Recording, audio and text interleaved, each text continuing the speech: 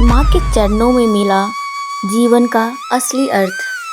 कभी कभी जिंदगी में हमें ऐसे मोड़ पर लाकर खड़ा कर देती है जहाँ हम हर चीज़ पाकर भी खुद को खो देते हैं, हर रिश्ता निभाकर भी अकेले रह जाते हैं, हर जवाब जानकर भी सवालों में उलझे रहते हैं।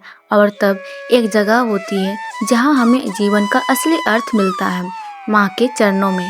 अनिकेत शर्मा 38 साल का एक सफल कारोबारी, मुंबई में एक बड़ी कंपनी का मालिक था।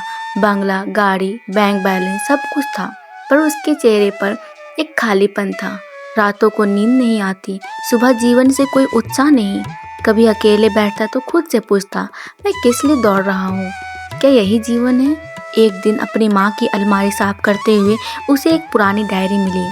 डायरी में लिखा था, मेरे जीवन का सबसे सुखद अनुभव, माँ वैष्णो देवी के दर्शन।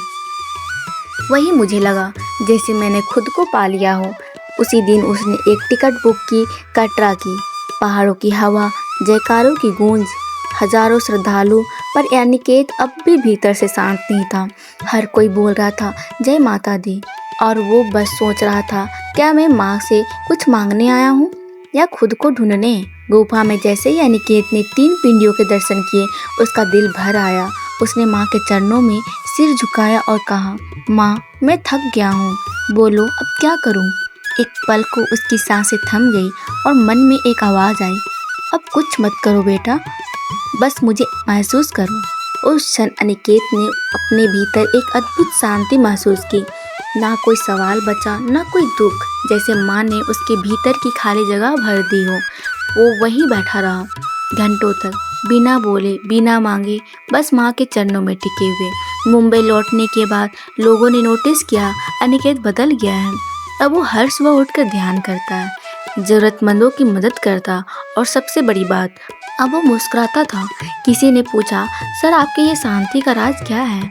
अनिकेत ने बस मुस्कुरा कर कहा, माँ के चरणों में जीवन का असली अर्थ मिला।